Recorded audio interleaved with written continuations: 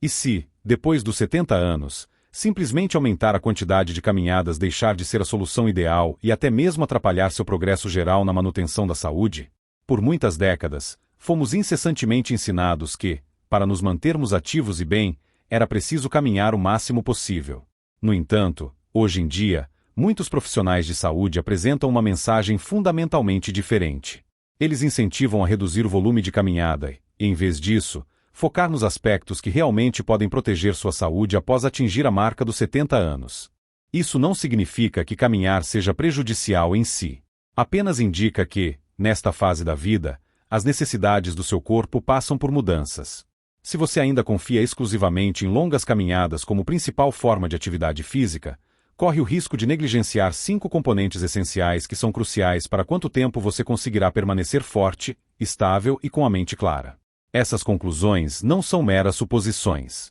Elas são apoiadas pelas mais recentes pesquisas científicas em gerontologia, mobilidade, saúde cerebral e independência a longo prazo. Reorientar a atenção para essas 5 áreas pode prolongar significativamente a qualidade da sua vida, prevenir lesões e até contribuir para o aumento da sua longevidade. Força das pernas através do treino de força. Um dos equívocos mais comuns sobre o processo de envelhecimento é a crença de que apenas caminhar pode manter suas pernas fortes. Embora a caminhada seja, sem dúvida, benéfica, ela não é suficiente para prevenir eficazmente a perda de massa muscular, que naturalmente se acelera após os 70 anos. A verdade é que suas pernas precisam de resistência, algo contra o qual possam exercer pressão para se manterem fortes, funcionais e confiáveis. Sem essa carga direcionada, mesmo que você caminhe 1 hora por dia, ainda corre o risco de perder força nos músculos responsáveis por manter a postura ereta e garantir sua segurança. Tomemos, por exemplo, George, de 76 anos, que caminhava 5 quilômetros todas as manhãs, sem exceção. Ele se orgulhava de sua rotina constante e acreditava sinceramente que ela o mantinha em excelente forma física. No entanto, com o tempo, tornou-se cada vez mais difícil para ele levantar-se de cadeiras baixas, suas pernas começavam a tremer ao subir escadas, e ele acabou caindo ao tentar pegar um livro em uma prateleira baixa. Seu médico explicou-lhe algo que ele nunca tinha ouvido antes. A caminhada não ativa nem desenvolve todos os principais grupos musculares das pernas necessários para uma estabilidade completa. George, sem dúvida, tinha resistência, mas a força estava a esvair-se gradualmente. Os músculos que suportam os quadris, quadríceps e joelhos precisam de ativação direcionada. Isso implica realizar exercícios como agachamentos com o peso do corpo, elevações de perna sentado, treinos com faixas elásticas e elevações de panturrilha em pé. Você não precisa necessariamente ir à academia ou levantar pesos. Mesmo apenas 2 ou 3 vezes por semana de exercícios de força leves podem trazer benefícios imensos. A consistência e a escolha correta dos movimentos que envolvem tanto os músculos anteriores quanto os posteriores das pernas são cruciais. Porque a verdade inegável é esta: quando suas pernas permanecem fortes, você também permanece forte. Você caminha com confiança, levanta-se sem esforço e previne quedas antes mesmo que elas possam acontecer. Quanto mais sólida sua base, mais tempo você mantém sua independência. A caminhada, sem dúvida, é boa para o seu coração, mas é a força que o mantém de pé. Portanto, se você até agora negligenciou o treino de força, acreditando erroneamente que caminhar era suficiente, chegou a hora de dar às suas pernas a atenção extra que elas, sem dúvida, merecem.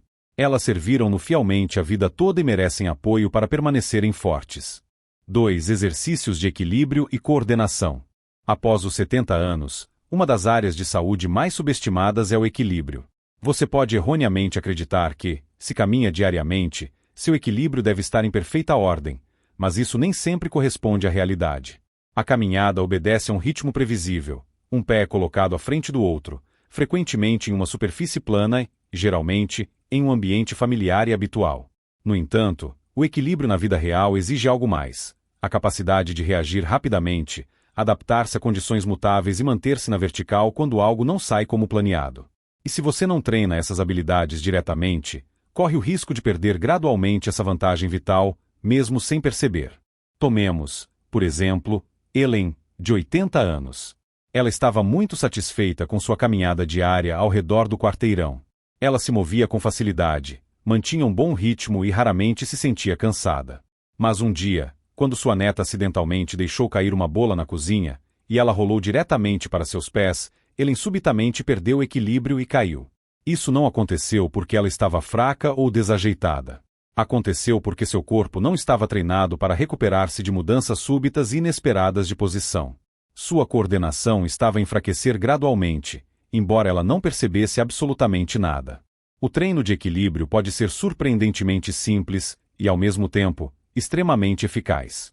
Ficar em uma perna só enquanto escova os dentes, caminhar calcanhar-ponta no corredor ou realizar exercícios leves, como tai chi ou marcha controlada no lugar, podem trazer enormes benefícios. Essas práticas fortalecem os pequenos músculos dos tornozelos e quadris, além de reconfigurarem o seu cérebro para que ele reaja mais rapidamente quando algo imprevisto acontece. No exato momento em que você tropeça no tapete, perde um degrau ou vira-se muito rápido, o treino de equilíbrio ajuda você a permanecer na vertical, prevenindo uma queda. O principal é torná-lo uma parte integrante da sua rotina semanal.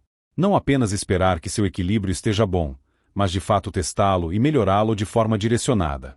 Quedas são a principal causa de lesões graves em pessoas com mais de 70 anos. E elas nem sempre ocorrem exclusivamente devido à fraqueza. Frequentemente, acontecem devido a uma fração de segundo de perda de controle.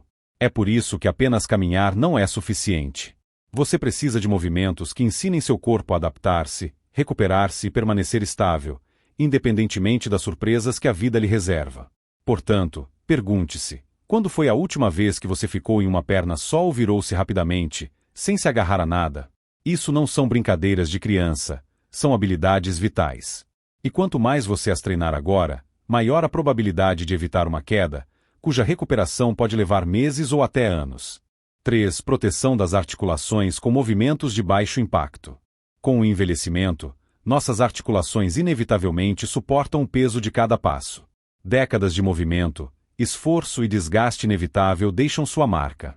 E embora a caminhada, sem dúvida, tenha seus benefícios, o excesso dela, especialmente em superfícies duras, pode gradualmente destruir o tecido cartilaginoso nos joelhos, quadris e tornozelos. Após os 70 anos, não se trata apenas de se mover mais. Trata-se de mover-se de forma mais inteligente. E para muitos idosos, a redução de impactos repetitivos e a transição para movimentos amigáveis às articulações é uma das mudanças mais importantes que podem fazer em suas vidas. Tomemos, por exemplo, Martim, de 73 anos, que costumava caminhar 8 quilômetros diariamente em seu bairro. Era sua rotina querida e habitual. Mas com o tempo, seus joelhos começaram a doer. Ele passou a ouvir mais sons de estalidos ao se levantar. Subir escadas tornou-se significativamente mais difícil, e ele finalmente parou de fazer caminhadas tão longas, não porque queria, mas porque lhe causava uma dor insuportável. Seu médico lhe disse algo surpreendente. O problema não era a atividade em si. O problema era como ele a fazia. Longas caminhadas no concreto com articulações já não tão elásticas exerciam uma tensão lenta, mas constante, sobre as cartilagens envelhecidas. É por isso que movimentos de baixo impacto se tornam criticamente importantes após os 70 anos. Exercícios como alongamento leve, natação, hidroginástica ou andar de bicicleta ergométrica reclinada podem efetivamente manter sua mobilidade sem desgastar as articulações. Mesmo coisas simples, como movimentos circulares de quadril, exercícios de mobilidade sentado ou alongamentos no chão, podem trazer alívio e flexibilidade sem o desgaste que advém de uma longa caminhada em superfície dura.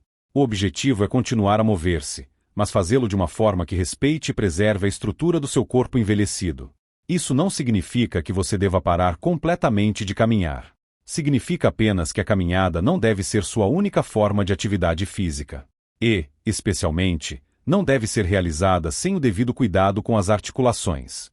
Isso inclui um aquecimento obrigatório antes de qualquer atividade, usar calçado com bom amortecimento e suporte adequado, evitar colinas ou superfícies irregulares se causarem dor, e ouvir atentamente os sinais do seu corpo. Quando seu corpo envia sinais de desconforto, não é preciso simplesmente ignorar a dor.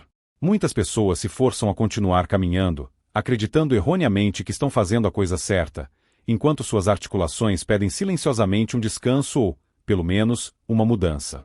O segredo da longevidade não é apenas a resistência, é a preservação. E se você quer que seus joelhos, quadris e tornozelos o sirvam até os 80 e 90 anos, deve tratá-los como partes inestimáveis e insubstituíveis do seu organismo. Caminhar menos não significa desistir. Significa evoluir e adaptar-se. E suas articulações lhe agradecerão a cada passo. 4. Estimulação cerebral através de atividade mental direcionada. A maioria das pessoas, ao ouvir a palavra saúde, especialmente depois dos 70 anos, pensa primeiramente em exercícios físicos. No entanto, muitos esquecem que o cérebro também é uma espécie de músculo e precisa da mesma atenção e treino diários que o corpo. A caminhada, sem dúvida, pode manter o coração funcionando, mas não desafia nem estimula a mente como atividade mental direcionada. Para idosos que buscam manter a acuidade mental, a vigilância e a resiliência psicológica, negligenciar a estimulação cerebral é um dos erros mais graves que podem cometer. Consideremos, por exemplo, Bárbara, de 79 anos.